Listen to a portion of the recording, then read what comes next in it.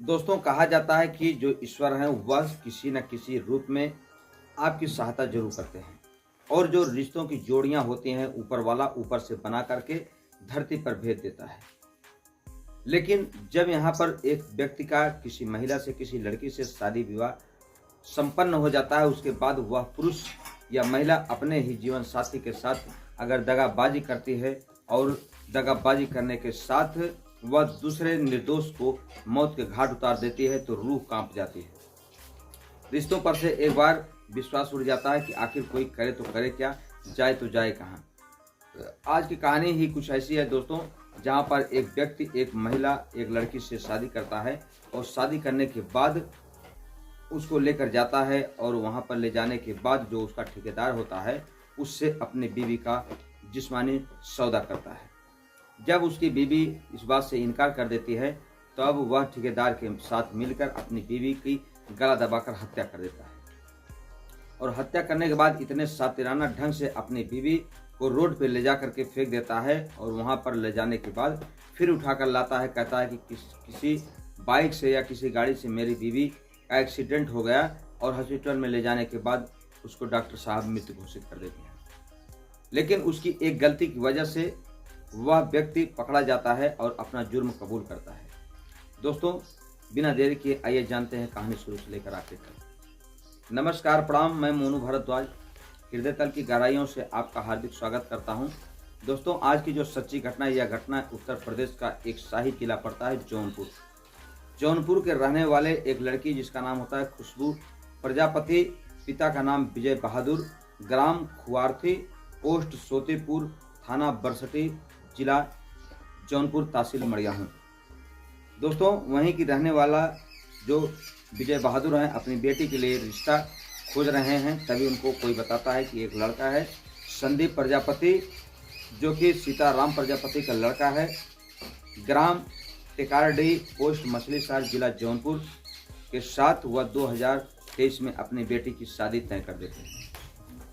शादी निश्चित डेट पर काफ़ी धूमधाम से हो जाती है।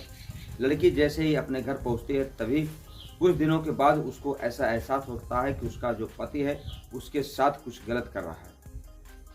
तभी वह अपने पति को जब थोड़ा सा टाइमिंग पर ध्यान देना शुरू करती है तो देखती है कि एक दिन उसका जो पति है उसके अपनी भाभी से नाजायज संबंध है। वो अपने पति को काफ़ी समझाने बुझाने का प्रयास करती है, लेकिन उसका पति मानने को तैयार नहीं, अपनी बीवी को उल्टे मारना शुरू कर देता है, पीटना शुरू कर देता है। तब वह लड़की अपने माँ से इस बात को रो रो करके आके बताती है कि माँ ऐसी ऐसी बात है, लेकिन माँ सोचती है कि इतना जल्दी बेटी का रिश्ता हम तोड़ नहीं सकते, क्योंकि अभी अभी हमने बेटी का रिश्ता किया हुआ है।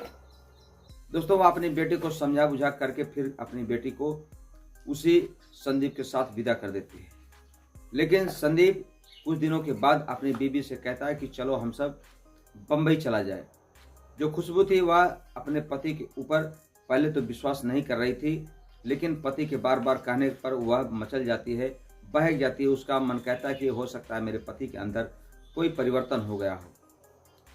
तब वह अपने पति के साथ मुंबई चली जाती है। वह कमीना वहाँ पर मुंबई में जिस ठेकेदार के यहाँ काम कर रहा था उससे कुछ पैसे एडवांस में लिए हुए थे। जब उसका ठेकेदार उससे पैसे की डिमांड करने लगता है तब वह कहता है कि सर मेरे पास तो पैसे नहीं हैं, अगर आपको कुछ और चाहिए तो मैं आपको लाके सेवा दे सकता हूँ। जब वह ठेकेदार पूछता है कि तुम आखिर कौन सी सेवा दे सकते हो, तब वह कहता है कि ये अपनी मोबाइल में एक फ़ोटो दिखाता है और कहता है यह मेरी पत्नी है जिसका नाम खुशबू है, अगर तुम इसके साथ संबंध बनाना चाहते हो, हम बिस्तर होना चाहते हो तो हो सकते हो, मुझे कोई एतराज़ नहीं, लेकिन तुम्हें इसके बदले मेरे पैसे माफ़ करने होंगे। खुशबू देखने में बहुत ही खूबसूरत थी। तभी वह ठेकेदार उस खुशबू की फ़ोटो को देखने के बाद ही मतवाला हो जाता है, दीवाना हो जाता है।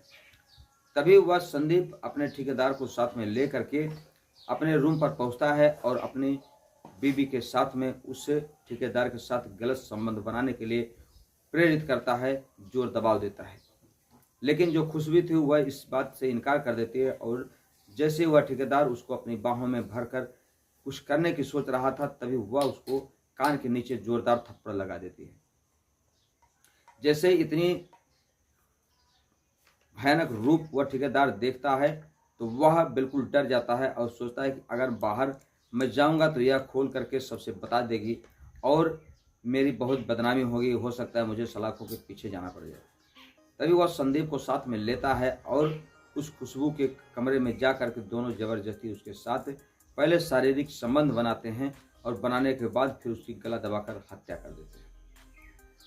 दोस्तों, हत्या करने के बाद वह दोनों प्लान बनाते हैं कि अब करें तो करें क्या, लेकिन तभी उनके दिमाग में एक प्लान आता है, क्यों ना इसको रोड पर फेंक दिया जाए, इसके सिर पर वार करके इसका सिर फोड़ दिया जाए और फोड़ने के बाद हम लोग इसको हॉस्पिटल ले चलेंगे। वहाँ पर डॉक्टर से कहेंगे कि इसका एक्सीडेंट हो गया है, कृपया आप इसको बचा लीजिए। प्लान के मुताबिक दोनों दरिंदे ऐसा ही करते हैं और करने के बाद उस लड़की को ले जा करके एक रोड पर फेंक करके पुनः कुछ देर के बाद उसको उठा करके ले जाते हैं हॉस्पिटल ले जाने के बाद वह देखते हैं कि डॉक्टर साहब हमारी बीवी को बचा लीजिए। डॉक्टर साहब जैसे आके देखते हैं तो कहते हैं इसकी तो सांसें टूट चुकी हैं। लेकिन तभी डॉक्टर साहब को कुछ संदेह होता है कि इतनी देर हो गई है, कहीं ऐसा ना हो कि यह मामला मर्डर का हो। तभी वह अपने स्टाफ के माध्यम से पुलिस की टीम को फ़ोन कर देते हैं। पुलिस की टीम आती है और उस शव को अपने कब्जे में ले लेती है। जब उससे पूछताछ की जाती है तो वह बताता है, सर रोड पर इसका एक्सीडेंट हुआ था, आप चलिए जगह हम दिखा देते हैं। वह दरिंदे इतनी बारीकी से लेकर जाते हैं और जहां पर उस लड़की को पहले रखे रहते हैं, उसको रखने के बाद वहां पर ब्लड गिरा था तो उसको वहां से दिखाते हैं और कहते हैं, सर यहीं पर लड़की का एक्सीडेंट हुआ था। अब पुलिस की टीम पोस्टमार्टम के लिए शव को भेज देती है, लेकिन कहा जाता है कि पुलिस की टीम इतने आराम से हार मानने वाली नहीं होती, खास करके उत्तर प्रदेश की टीम। माता पिता को अभी कानो कान खबर नहीं है, लेकिन तभी 8 मई 2025 को जौनपुर में उस लड़के के घर पर फोन आता है, यानी कि वह दूल्हा लड़का संदीप अपने ससुराल फोन करता है और पूरी वारदात को बताता है कि ऐसी घटना हमारे साथ हो गई है। लेकिन उसकी माँ ने बहुत पहले अपनी बेटी से बात किया था, जिसमें खुशबू ने अपनी माँ से यह बात स्पष्ट किया था कि माँ हो सकता है मेरी यह लोग हत्या भी कर दें। वह माँ लाचार कहती है कि ठीक है, अगर उसका एक्सीडेंट हो गया तो हम लोग आ रहे हैं, आप घबराइए मत। लेकिन तभी जैसे ही पोस्टमार्टम की रिपोर्ट वहाँ से आती है, उस पोस्टमार्टम की रिपोर्ट के बाद जब देखा जाता है कि वह दरिंदे पहले उसकी गला दबाकर हत्या की गई है, पुलिस की टीम तुरंत संदीप को गिरफ्तार कर लेती है। गिरफ्तार करने के बाद उससे जब पूछताछ करती है तब वह बताता है कि सर हमने ही अपनी पत्नी की हत्या की है और ठेकेदार के साथ मिलकर की है। अब ठेकेदार की खोजबीन की जा रही थी, लेकिन तभी ठेकेदार अपने स्थान से फरार हो जाता है, वह मौके पर गिरफ्तार नहीं होता। इधर माँ बाप जब इस घटना को सुनते हैं तो रो रो कर उनका बुरा हाल हो जाता है, क्योंकि उनकी जो बच्ची थी बहुत ही भोली, बहुत ही सुंदर, बहुत ही सुशील थी। माता पिता का यह कहना है कि यह जो दरिंदा संदीप हमारा दामाद है, इसको भी ऐसी ही सज़ा मिलनी चाहिए, देर ही सही, लेकिन हम भारत सरकार से, उत्तर प्रदेश के योगी महाराज से यह अपील करेंगे, प्रार्थना करेंगे कि जितनी जल्दी हो सके इसके ऊपर फास्ट ट्रैक लगा करके इसको और इसके ठेकेदार को सलाखों के पीछे पहुंचाया जाए और हो सके तो फांसी की सज़ा सुनाई जाए। क्योंकि जब तक इन लोगों को सजाए मौत की सज़ा नहीं मिलेगी तो हमारी बेटी खुशबू को आत्मा को शांति नहीं मिलेगी और शायद हमें भी न्यायपालिका से भरोसा उठ जाएगा। पुलिस की टीम अभी ठेकेदार को ढूंढ रही है। दोस्तों, कहानी लिखे जाने तक अभी वह ठेकेदार पुलिस की गिरफ्त से बाहर है। संदीप सलाखों के पीछे है। चार्जशीट अभी तैयार की जा रही है, क्योंकि जब वह ठेकेदार उस हत्याकांड में सम्मिलित है, इस दुराचारियों के साथ उसको भी गिरफ्तार करके जेल भेज दिया जाएगा। देर सही लेकिन जाएगा जरूर, क्योंकि कहा जाता है कानून के हाथ बहुत लंबे होते हैं, कोई बहुत दिनों तक कानून की गिरफ्त से बाहर नहीं रह सकता। वैसे दोस्तों, इस पति के लिए आप कमेंट बॉक्स में क्या कहना चाहेंगे, अपनी राय अवश्य भेजें, क्योंकि जिस पत्नी के लिए एक पति अपना सब कुछ न्यौछावर हो कर देता है, वह पति अपनी भाभी के प्यार के चक्कर में, नाजायज संबंध के चक्कर में अपनी पत्नी को धोखा देकर बंबई ले जाता है और वहां पर उसकी गला दबाकर हत्या कर देता है। दोस्तों, हमारी कहानी कहने का उद्देश्य किसी के दिल को ठेस पहुंचाना नहीं, बल्कि आपको सतर्क करना, आपको जागृत करना है। मिलते हैं हमारे अगले वीडियो में, तब तक के लिए आप अपना ख्याल रखें। जय हिंद, जय भारत, हर हर महादेव।